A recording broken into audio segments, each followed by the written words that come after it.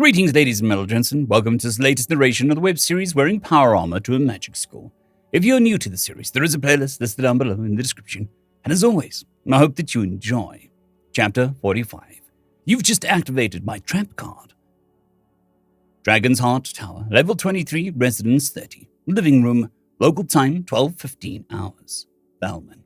Dread, fear, panic, and anxiety. All of these emotions threaten to rush to the surface with the unbridled ferocity of a berserker out of mana.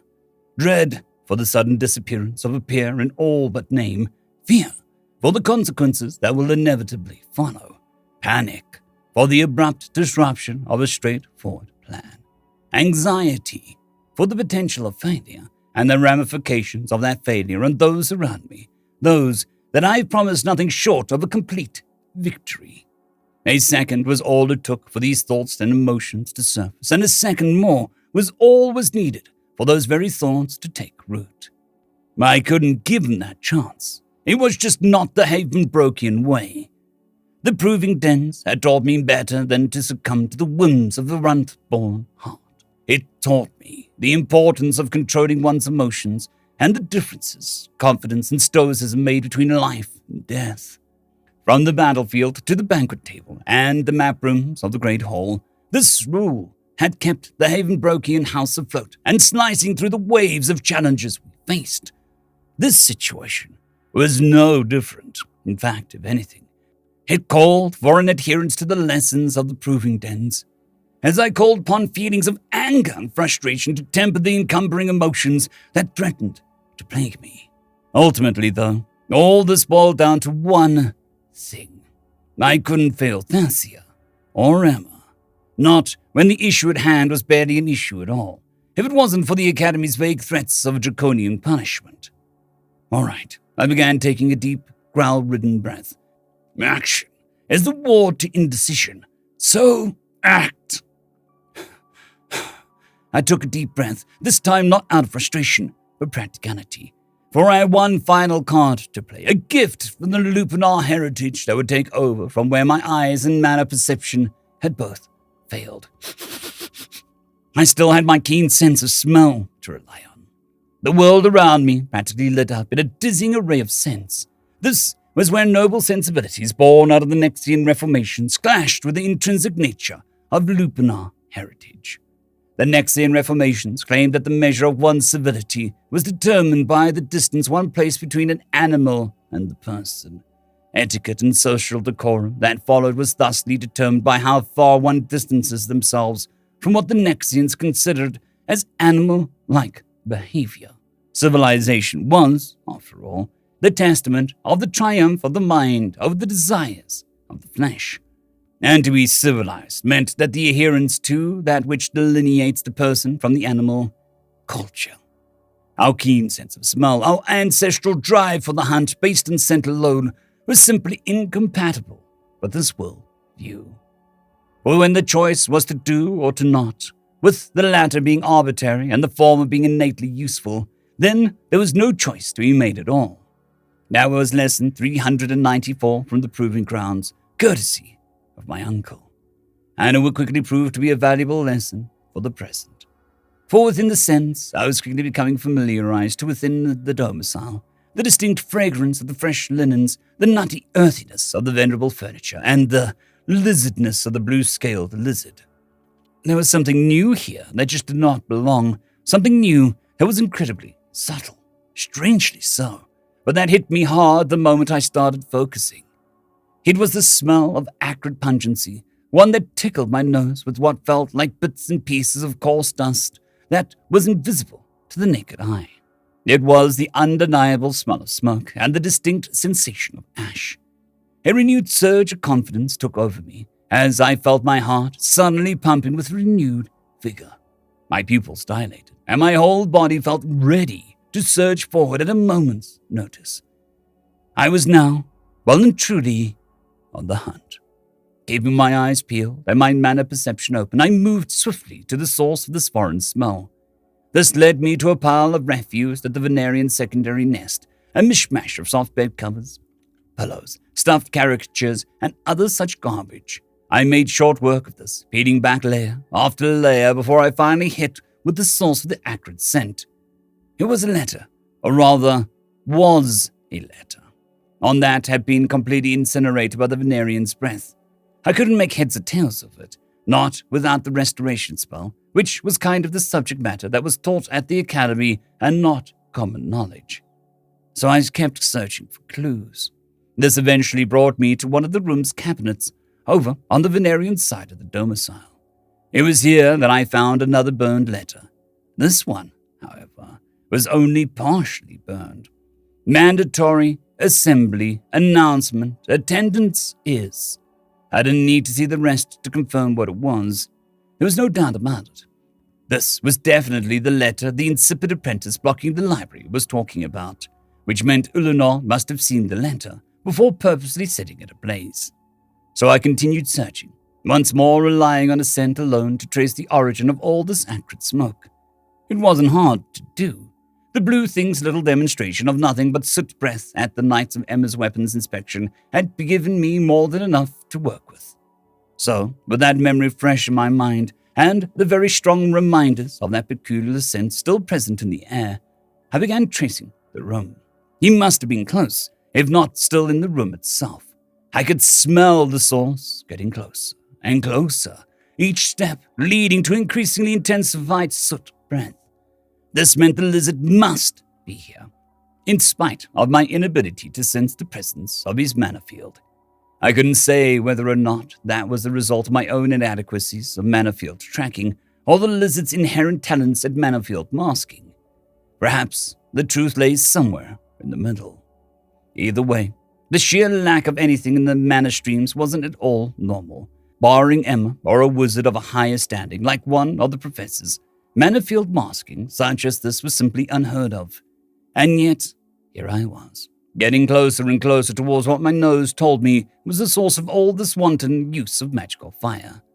The scent eventually took me to the second-floor loft of the domicile, one which circled the entire perimeter of the room. It was here that the acrid sensation tickled my nose dissipated, replaced instead with increasingly thick acridity that grew and grew, until I finally passed it. I passed the point of maximal intensity without seeing anything out of the ordinary. Backtracking by a good few feet, I began honing in the sense-specific point of maximal intensity, bringing me to a walk-in closet right across from the Venerian's bed, one of the two we'd split between us. I began opening up my mana field even more now, pushing, pulling, tugging against the latent currents, and yet there was nothing. No signs of life, not even a hint of a soul. And yet I could smell the pungent smoke, all while being unable to actually smell the Venerian anywhere. So with all of these conflicting senses, with only the Lupinar in me screaming that we'd finally found him, I gave in.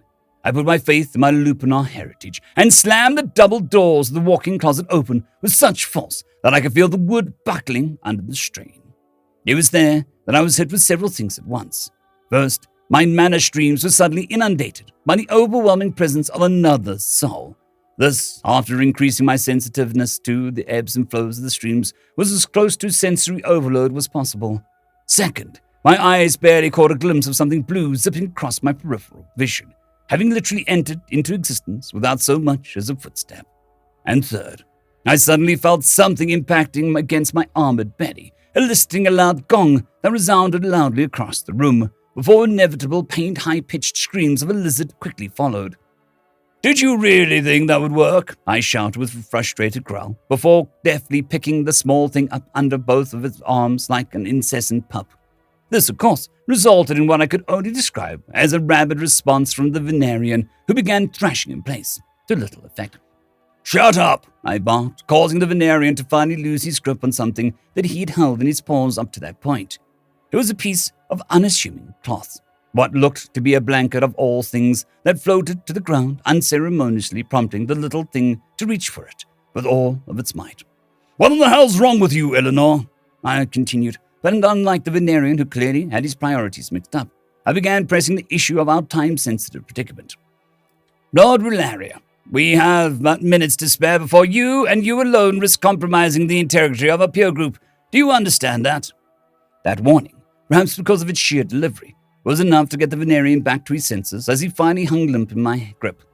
"Put me down right this instant." Ilinar seemed to finally come to his senses again. His request, however, was laden with risk, despite being the most socially acceptable thing to do at this point in time. "Are you going to scamper away again?" I asked threateningly through a series of growls. "No." "Do I have your word, Lord Lorelaria?" "Yes." With a little way of eye contact, I finally put the blue thing down, who promptly grabbed that piece of fabric, before using a spell to simply shrink the thing into one of his many pockets. The minor lord took a few short seconds to brush himself down, deliberately averting his gaze from my own once again, as something within me could tell that something was off with the Venerian. So many pieces of this puzzle just didn't add up. I didn't know where to begin, but considering the fact that we were pressed for time, I had little in the way of talk before we needed to depart right then and there. "Lord Rolaria, would you mind telling me just why it is that you were purposely hiding from this mandatory engagement?" I asked simply, biting straight through the fat and into the meat of things. The small thing refused to respond, as he only looked away with sullen, almost resigned eyes. It was an expression I don't think I'd ever recalled seeing from the Venerian up to this point. "Well," I urged. "what? I need you to make me a promise, Prince Thelman Havenbrock." The small thing finally spoke, and this time there was no grandstanding or measures or pretense. There was no excessively vitriolic response in an attempt to mask or hide another agenda. What I knew was a facade of a front to distract and redirect. There were only the first inklings of a more, dare I say it, earnest Eleanor. "I'm willing to proceed with this unnecessary engagement. I am willing to do so for the sake of our peer group. However, I require reassurances. Prince Thelman Havenbrock." Eleanor paused, taking a moment to actually look me in the eyes. With the composure of a true noble. "Can you promise me that you are likewise willing to protect the integrity of this peer group by guaranteeing my safety?" The circumstances surrounding Eleanor's hiding suddenly became clear to me, as did a great number of additional questions that entered soon after.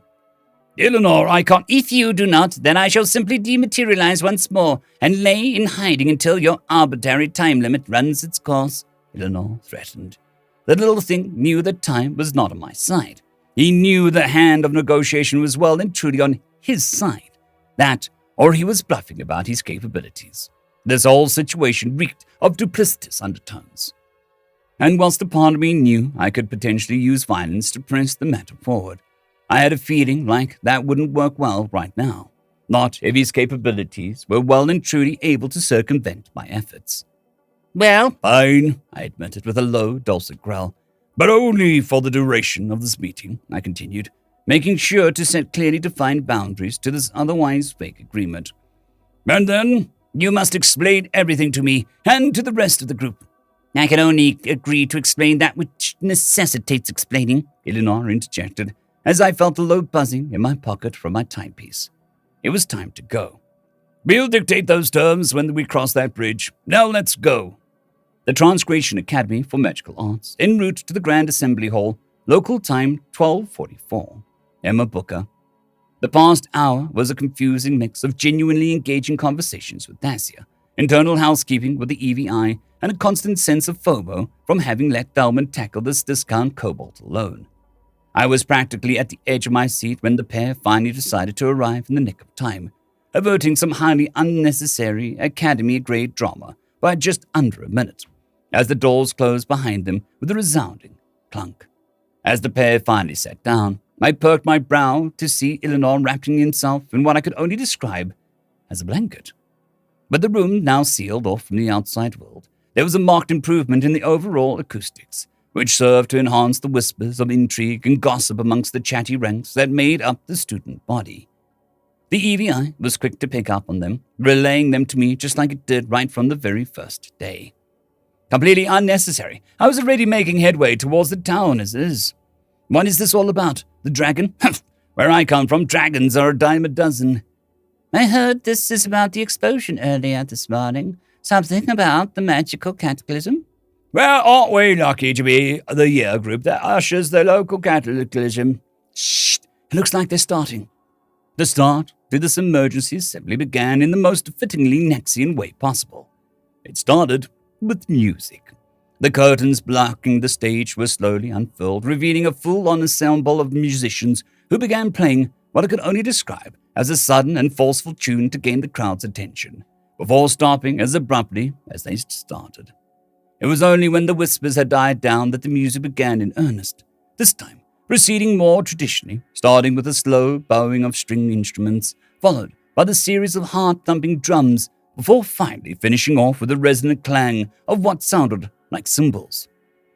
A second pair of curtains behind the musical ensemble opened soon after, revealing a stage dominated by a large podium.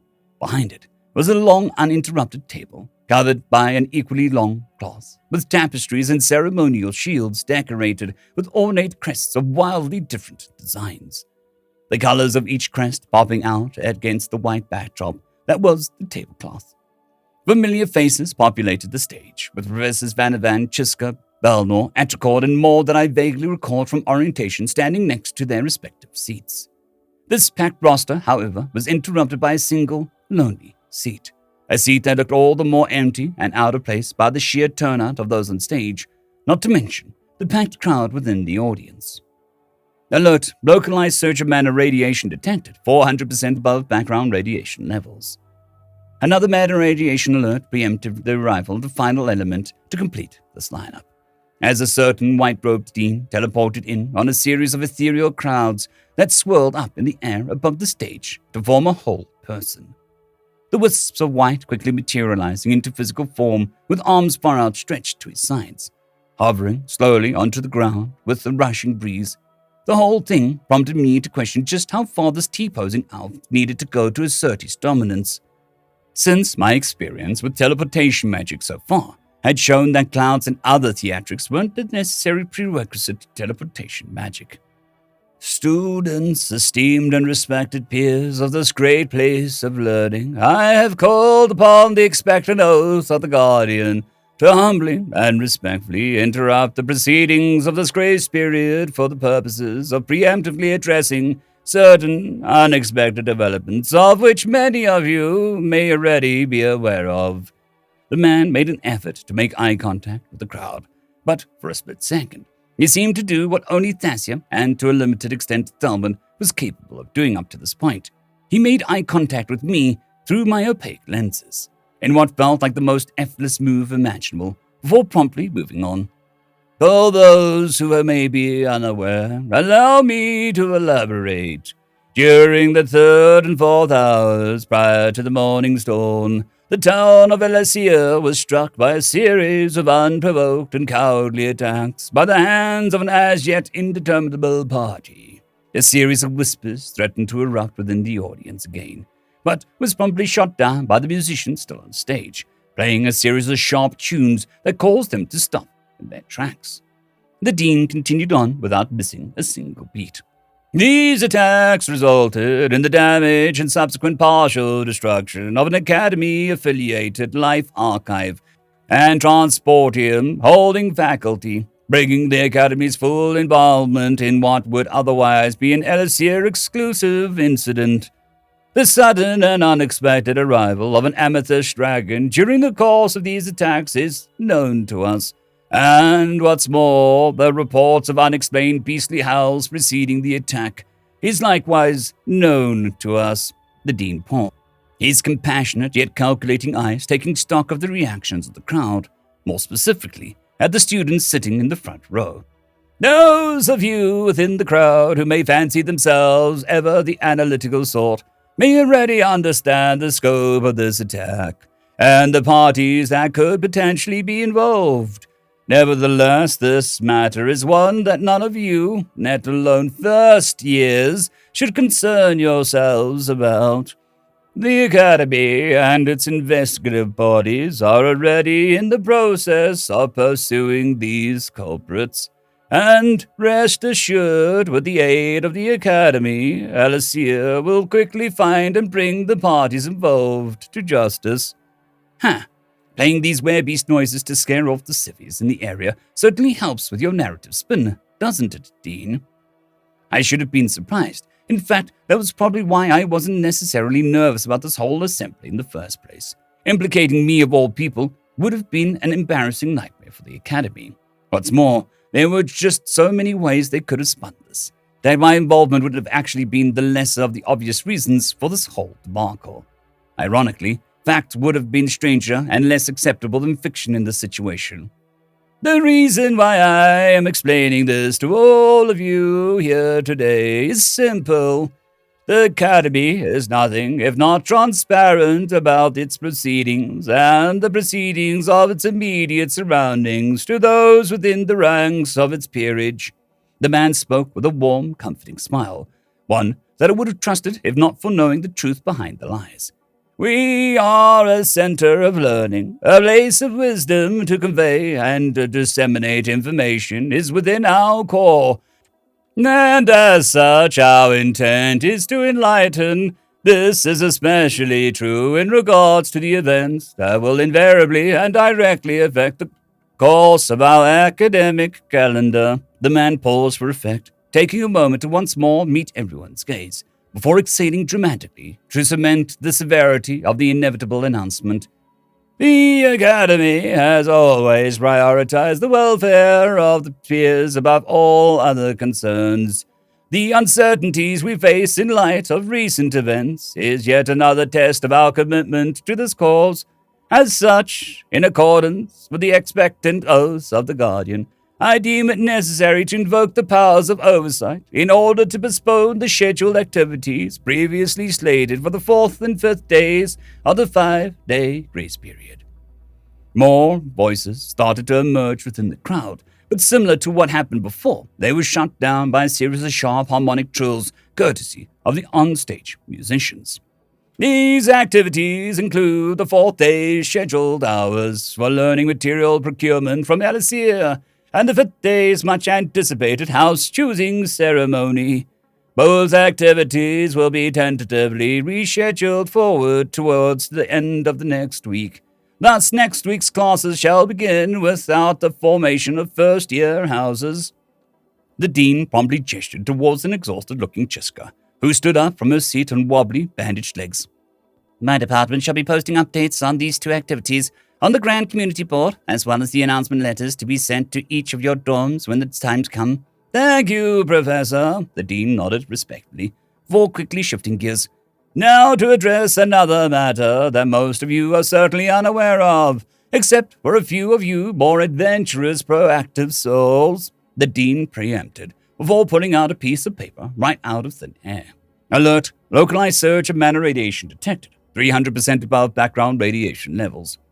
As all of you are aware, the Transgression Academy for the Magical Arts has been host to the library from the very inception of our founding. Indeed, we pride ourselves in being the single longest uninterrupted host to the compendium of all that ever was and all that ever will be. This is in no small part the direct result of our discipline in maintaining and respecting the unspoken codes of conduct when assessing its services. It is the ceaseless adherence to our vows of mutual respect that has allowed us to maintain open access to the library throughout the untold eons. Those vows, however, have seen their first violation in living memory, a violation committed by the hands of one of our own peers. The dean paused, as if waiting for some sort of response, almost daring anyone from the audience to whisper or mutter out something. The crowd remained silent all throughout, as if they all collectively realized the severity of the situation. Starting tomorrow, in place of the house-choosing ceremonies, there shall be an investigative council that shall call upon those within reasonable suspicion of this vile, malicious action. Those of you in suspect shall be called upon as a group or individually. You are free to roam the grounds or to remain in your dorms, for we will know where you are when the time comes, the man announced ominously, which seemed to shake the whole room to its core. Heads began turning in every possible direction as a result of this, as I noticed Dacia and Thelma's expression shifting to that of a renewed sense of concern. Ulanor, however, seemed to watch on not in boredom, nor even in anxious concern like everyone else, but instead in what I could only describe as a look of a deer in the headlights. Are there any questions? The dean suddenly added, which was surprising, answered by a lone reptilian hand belonging to one of the students in the front row. "Yes, Lord Quiv Ratam, the floor is yours." Quiv stood up, patting down his uniform as he stood tall with a practiced posture before speaking. "Thank you, Professor LanScaper. I have but one question to bring forth to your attention." The man cleared his throat before continuing. "Does all of this mean that the library is currently off limits pending investigation?"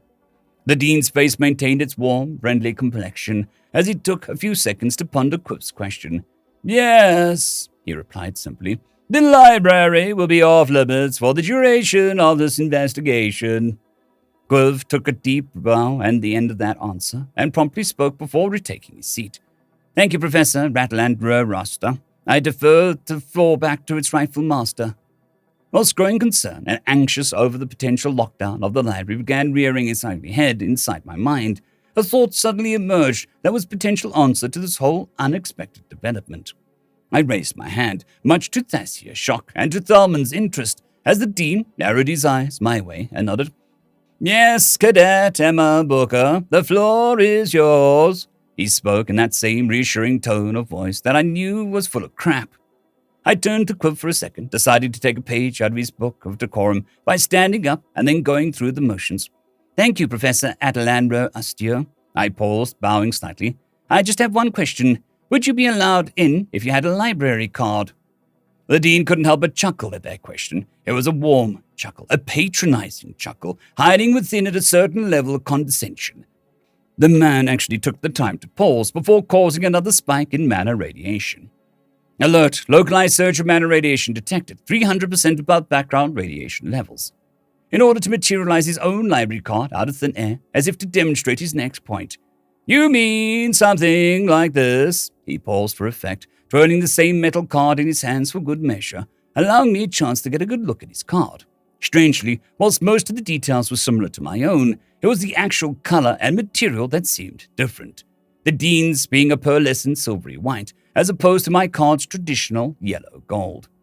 "If you indeed possess a grand artifact such as this, then I do not see any issue into allowing you or anyone else who possesses such a gift access to the library at this time. This card demonstrates the integrity of one's character. It serves as a mark of honor and a symbol of virtue.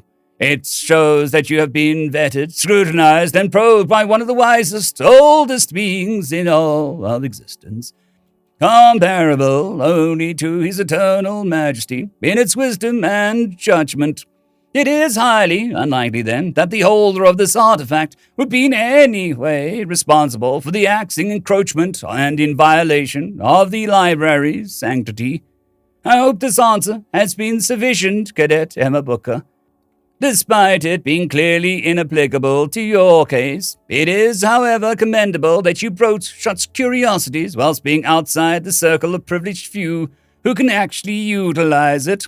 He paused for effect, causing the slow but gradual uproar of chuckling within the crowd, which eventually evolved into all-out laughter. It was at this point that I knew I had a unique opportunity in my hands, an opportunity to kill so many birds with one stone. I had the attention of the entire room.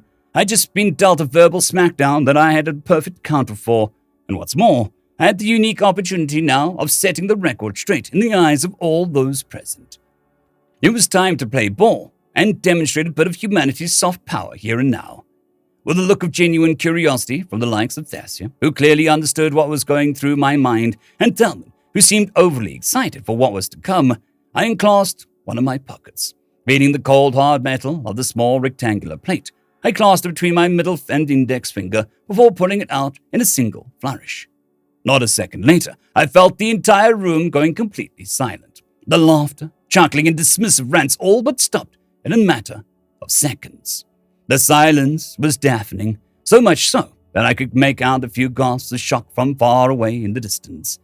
There was no response from anyone, not especially from the dean himself, who now stared blankly at the card, focusing on the helmeted portrait that without a doubt confirmed its owner.